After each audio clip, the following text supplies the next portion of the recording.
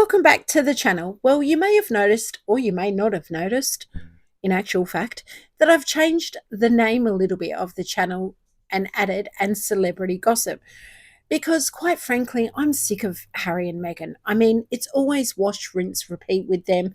Same old story. They're good to make fun of, and it's good to see them going. I don't mean to make fun of their downfall or anything, but it's good to see them get their just desserts for everything that they've done to both sides of their family and to the late Queen and Prince Philip. But I want to talk about other celebrities as well, because there's other interests that I have, like different shows that I watch or different series that I watch, and just things that crop up with celebrities that I'm interested in, and maybe you'll be interested in too. So that's something different, because talking about these two continuously is kind of, spew worthy most of the time. But anyhow, let's just have a little bit of a chat about Harry and Meghan's personal life and their media projects and their royal family dynamics, which I don't think there's much of family dynamics at the moment. But they do put out little puff pieces, don't they? All secret meetings and secret calls with Charles. What a whole lot of bollocks that is. If you've noticed, there's not many puff pieces out there about the both of them, about the pair of them.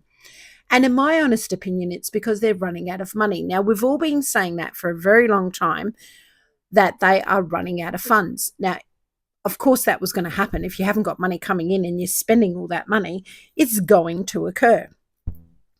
I mean, let's look at their Netflix, end of their so-called $100 million deal, which I think the $100 million itself was a lie. We know she likes to exaggerate. They reported a $100 million production contract with Netflix signed in 2020 will not be renewed after it expires in September of this year. But in actual fact, they didn't get the ratings that they hoped for. I mean, it wasn't so like everyone's tuning in on her stupid cooking channel and Polo, like they tuned into Oprah to see what kind of bullshit that they were going to spew out. This marks the culmination of the 5-year deal under the Archewell production. So they're just going to spin that story of, oh, yes, the contract ran out, blah, blah, blah. But it's only been this year that she has said she's partners with Netflix. So she's going to look like a right bloody twat again. I mean, does this woman look anything other than a twat at this point? Nevertheless, season 2 of the With Love Meghan, which premiered March 4th, 2025, is still scheduled for fall of 2025. So I suspect that is next month that it's going to come out. But, they did produce them all in one hit and just split them in 2 sections. So it looked like there was this grand, big production, but it's full of shit. With Love, Meghan had a strong start. The series landed in Netflix Global Top 10 across 47 countries and logged over 12.6 million viewing hours in its first week. A lot of hate watching, I suspect. Reviews have been mixed. Critics described it as curated and unengaging, while others acknowledged its Instagram-friendly charm and celebrity guest appearances. I mean, seriously? Okay. I'll have to beg to differ on that one. Meghan's lifestyle brand, as ever, formerly American Riviera Orchard, which didn't take off. We do remember that, don't we? Experienced quick sellouts. Yep, 5 products can sell pretty quick. Of its initial products in April 2025 and later raised concerns over trademark disputes and pricing. She doesn't know how to run a business. When has she ever had a business? You don't just wake up one morning and go, oh, I'm going to be an entrepreneur. I'm going to run a business and I'm going to be successful. Well, I guess if you're Meghan Markle, you do. Prince Harry recently visited Angola to support anti-landmine work with Halo Trust. He emphasised continuing Princess Diana's legacy and expressed concerns over children still living near former minefields. Well, then why doesn't he put his hand in his pocket and give those children some money and some shelter and some food and actually put good use to a charity? Maybe because they spend the money, in my opinion, of that charity and put it in their own pockets, and they really don't give a toss about anyone else. But he had to do that, didn't he? He had to reenact what his mother did because he has to keep her memory in his mind alive and be the son that, oh, I reenact everything my mother did. I'm such the golden child, whatever. In March 2025, Harry and Prince Cezio, is that how you say it? Resigned as patrons from Centabale, a charity they co-founded. This followed internal conflict and allegations of misconduct, including claims of bullying from the charity chair, Sophie Chanduka. Now, that's the thing. He's never ever said a word about this, has he? He's not sticking up for people of colour, is he? The bullying, the R-ing of these women and children, he doesn't care. They don't care unless it's all about themselves.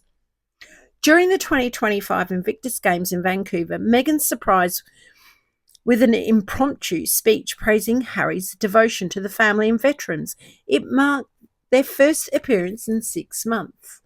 They haven't had many appearances together this year, have they? I mean, we're nearly August, and how many appearances have they actually had together? Not many. Hence why they said that they were splitting their businesses and, you know, their opportunities and going their separate ways in that way, because obviously people don't like Meghan Markle, and Harry thinks he's more popular on his own, which, in my opinion, he's not popular at all. Meghan shared a rare Instagram photo on Valentine's Day while apart, expressing, "Missing my Valentine," and a personal view of Harry's kissing her during the meal, sparking speculation which Harry later dismissed. They haven't been together a lot. I mean, I know there's talk of divorce and separation and all the rest of it, but I still feel they're together. I feel that they want to fuel that, you know, that story, and they want to fuel it all the way to the palace. So maybe the palace might feel sorry for him and go, oh, come home, you poor, poor man that his wife doesn't love anymore. Harry conveyed that life in Montecito is going pretty good, noting he could take Archie and Lily to school with ease. There's never been photos of these children going to school. Not one person with a camera that's willing to take a photo in the whole of California, the whole of Montecito. I find that very interesting because you know what? I'd be the first one to snap a photo and go, oh, got the photo, and I wouldn't give a shit. I'd put it out there. Recent reports indicate that Harry is seeking some kind of peace agreement with King Charles. Representatives met with King Charles' Communications Secretary in London. Now, they leaked that themselves, didn't they? Because they wanted everyone to talk about it. And then they wanted to play the victim and going, oh, how could possibly someone leak that? They're unbelievable. However, King Charles remains cautious, and Prince William reportedly opposes reconciliation, calling it a big fat mistake. Well, he didn't say big fat, I did, but I'm sure that's probably what he'd want to say if he was, you know, allowed to say it. He would probably say it's a big fat mistake having old Harry back in this firm, because he's just trying to get more information for some more books and some more Netflix series and possibly get our phones tapped, because he is good friends with a known phone hacker, a convicted phone hacker. Tensions run deep with lingering distrust and uncertainty over what genuine progress looks like. I personally don't feel that they'll ever have him back in their palace grounds or anywhere near any of the actual senior royals, but that's just my opinion. Let me know what you guys think about that. A recent interview with a royal expert suggested Harry and Meghan could potentially be on the throne under certain scenarios, a notion described as a threat to the monarchy's continuing. That is a whole lot of shit. I mean, why do they write bullshit articles? I think, again, in my opinion, I think the crown would rather fold than have Harry sit on the throne. Could you imagine? While largely speculative, the comment reflects ongoing unease within royal circles about their future influence.